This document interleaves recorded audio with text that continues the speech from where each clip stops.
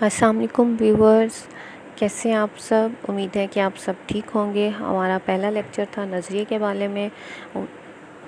امید ہے کہ آپ کو سب کو وہ سمجھ آ گیا ہوگا کہ نظریہ آئیڈیالوجی کس کو کہتے ہیں۔ آج جو ہمارا ٹاپک ہے وہ ہے نظریہ پاکستان کے عناصر، elements of ideology of Pakistan. ٹھیک ہے کہ کس بنیاد پر جو ہے اسلامی نظریہ حیات کی بنیاد رکھی گئی تھی۔ ٹھیک ہے، نظریہ پاکستان کہ ہم نے پاکستان کیوں حاصل کیا، ہمارے اندر یہ سوچ کیوں آئی کہ ہم الگ ملک میں رہیں۔ اب یہ 5 عناصر ہیں: عبادات، قانون کی حکمرانی، اخوت و مساوات، عدل و انصاف اور عقائد۔ جو ہمارا فرسٹ ٹاپک ہے وہ ہے عقائد۔ عقائد کیا ہے؟ عقائد میں توحید، رسالت، آخرت، ملائکہ اور الہامی کتابوں پر ایمان لانا شامل ہے۔ ان تمام عقائد کے مجموعے کو ہم ایمان کہتے ہیں۔ اب آپ اس کو ایکسٹرا شارٹ کویشچن کے طور پہ بھی بنا سکتے ہیں کہ ایمان کسے کہتے ہیں یا ایمان سے کیا مراد ہے، تو آپ اس میں یہ فرسٹ لائن لکھ سکتے ہیں۔ پہلا جو ہمارا عقیدہ ہے وہ عقیدہ توحید ہے۔ توحید کیا ہے؟ کہ اللہ تعالیٰ ساری کائنات کا خالق و مالک ہے، اس کا کوئی شریک نہیں اور نہ ہی کوئی چیز اس کے علم سے باہر ہے۔ جیسا کہ اللہ تعالیٰ نے قرآن مجید میں بھی ارشاد فرمایا، بے شک اللہ ہر چیز پر قادر ہے۔ اسی طرح ایک اور جگہ پہ ارشاد فرمایا، میں زمین میں ایک خلیفہ بنانے والا ہوں۔ لہٰذا مسلمانوں پر اللہ تعالیٰ کے احکام پر چلنا ضروری ہے۔ اللہ تعالیٰ کے قادر مطلق ہونے اور انسان کے نائب ہونے کے عقیدے سے خود بخود یہ بات واضح ہو جاتی ہے کہ انسان اپنی طاقت کی حد تک عمل پر قادر ہے۔ اصل قدرت اللہ تعالیٰ کے ہاتھ میں ہے کہ ہمارے پاس جو بھی چیز ہے اللہ تعالیٰ کی امانت ہے، ہم نے اسی کے احکام کے مطابق عمل کرنا ہے اور نتیجہ اللہ تعالیٰ پر چھوڑ دینا ہے۔ اسی طرح عقیدہ رسالت ہے۔ رسالت مطلب تمام رسولوں پر ایمان لانا۔ اس کے لیے لازم ہے کہ رسالت کو دل و جان سے تسلیم کیا جائے اور کسی بھی اعتبار سے اس میں شک و شبہ نہ کیا جائے۔ اس کے علاوہ دوسرا پوائنٹ کیا ہے کہ آپ صلی اللہ علیہ وآلہ وسلم کو آخری رسول اور آخری نبی ماننا اور یہ ایمان رکھنا کہ آپ صلی اللہ علیہ وآلہ وسلم کے بعد کوئی نبی نہیں آئے گا، عقیدہ رسالت کا لازمی جز ہے کہ اس کے بغیر کیا ہے کہ ہم مسلمان نہیں ہو سکتے۔ اگر ہم اس چیز کا انکار کریں گے تو وہ مسلمان نہیں ہو سکتا۔ اسی طرح عبادات ہے۔ عبادات میں ارکان اسلام ہے، پلرز آف اسلام۔ اب یہ سب کو پتہ ہے کہ ہمارے کتنے پلرز ہیں؟ 5۔ پہلا ہے توحید و رسالت جو ہم پڑھ چکے ہیں۔ دوسرا رکن نماز ہے۔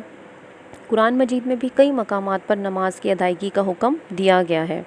اللہ تعالیٰ نے قرآن مجید میں ارشاد فرمایا، بے شک نماز مومنوں پر مقررہ وقت پر فرض ہے اور اس کا مظاہرہ ہم ہر روز دیکھتے ہیں، دن میں 5 مرتبہ۔ اسی طرح تیسرا رکن روزہ ہے۔ روزہ کیا ہے؟ تمام عبادات کی طرح روزہ بھی فرض کا بہترین اظہار ہے اور بندے اور اللہ تعالیٰ کے درمیان قربت کا ذریعہ ہے۔ چوتھا رکن زکوٰۃ ہے۔ زکوٰۃ مالی عبادت ہے اور اسلام کے معاشی نظام کی مضبوطی کا ذریعہ ہے۔ اس سے کیا ہوتا ہے کہ دولت چند ہاتھوں میں اکٹھی ہونے کی بجائے گردش میں رہتی ہے اور معاشرے کے غریب طبقے تک پہنچ جاتی ہے۔ اسی طرح ارکان اسلام میں آخری جو رکن ہے وہ حج ہے۔ حج کیا ہے؟ جو صاحب استطاعت پر لوگوں پر فرض ہے اور حج کے موقع پر اللہم لبیک کی پکار مسلمانوں کے اتحاد اور بھائی چارے کی ایسی مثال ہے جو دنیا میں کہیں نظر نہیں آتی۔ اور اس میں کیا ہوتا ہے؟ جب حج کے ٹائم پہ کوئی امیر، غریب، بادشاہ، غلام کوئی نہیں ہوتا، سب اللہ کی نظر میں برابر ہے بحیثیت انسان۔ تھرڈ پوائنٹ ہے قانون کی حکمرانی۔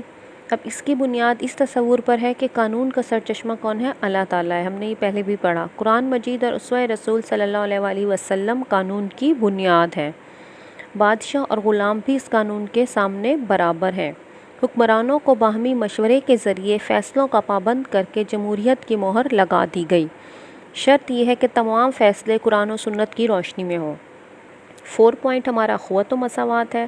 اب کیا ہے مساوات؟ کیا ہے ہمارا کہ برابری، اخوت، بھائی چارہ۔ اسی طرح مدینہ منورہ میں جب اسلامی حکومت قائم ہوئی تھی تو اس وقت ہمیں ایک مثال ملی تھی اور ایسی مثال آج تک انصار اور مہاجر کی آج تک ہمیں ایسی مثال کہیں پہ بھی نظر نہیں آئی۔ اور اسلام سے پہلے اس کی شدید کمی تھی، لوگ ایک دوسرے کی جان کے دشمن تھے، لیکن آپ صلی اللہ علیہ وآلہ وسلم نے مدینہ کی ریاست کے وجود سے حقوق العباد پر عمل کرتے ہوئے یتیموں بیواؤں پر شفقت کرنے کی تلقین کی اور لوگوں کو زندگی گزارنے کا ایک ضابطہ دیا، طریقہ دیا تاکہ لوگ محبت سے رہ سکیں اور معاشرے میں بھائی چارے اور مساوات کی فضا قائم ہو۔ آپ صلی اللہ علیہ وآلہ وسلم نے زکوٰۃ اور خیرات کے نظام کو واضح کیا اور سود کو حرام قرار دیا۔ اسی طرح اخوت ہے۔ اخوت کا کیا ہے کہ ہمارے آپس میں برادرانہ تعلقات قائم ہونے چاہیے تاکہ کسی کے حقوق چھینے نہ جا سکیں، نہ ہی کوئی کمزور پر ظلم کر سکے۔ آپ صلی اللہ علیہ وسلم کا ارشاد ہے، ایک مسلمان دوسرے مسلمان کا بھائی ہے، وہ اس سے خیانت نہ کرے، جھوٹ نہ بولے، کینہ اور حسد سے باز رہنے کا درس دیا۔ لہٰذا مسلمانوں کو چاہیے کہ اتفاق سے رہیں اور ایک دوسرے کی مدد کریں۔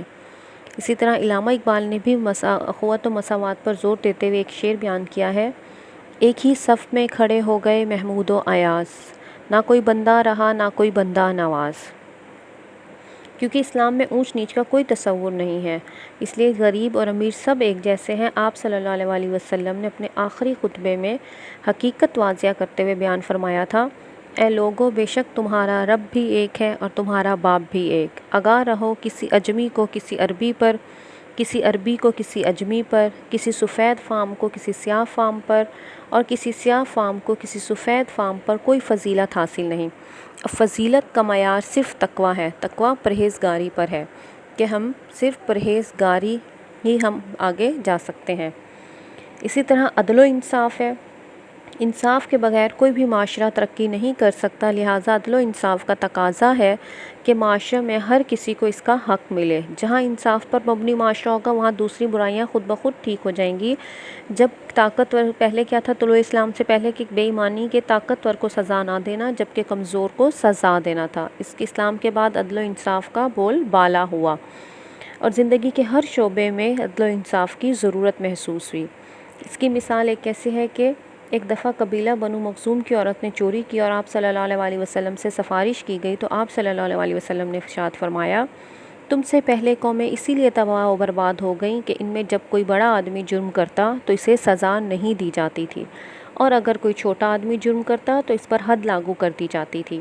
اللہ کی قسم، اگر فاطمہ بنت محمد صلی اللہ علیہ وسلم بھی چوری کرتی تو میں اس کا بھی ہاتھ کاٹ دیتا۔ اب دیکھیں چوری کا کیا ہے، اتنی بڑی سزا ہے ہاتھ کاٹ دینا۔ اگر ہم اس پر عمل کریں تو اگلی دفعہ کوئی بھی چوری کے بارے میں نہ سوچے۔ اس طرح ان چھوٹی چھوٹی باتوں پر بھی ہم اتنے سخت قوانین لاگو کر دیں تو اس سے کیا ہوگا، معاشرے کی خود بخود چھوٹی چھوٹی برائیاں جو ہیں وہ ختم ہو جائیں گی۔ ٹھیک ہے، یہ ہمارے تھے نظریہ پاکستان کے عناصر۔ امید ہے کہ آپ کو اچھی طرح سمجھ آ گئے ہوں گے۔ اللہ حافظ۔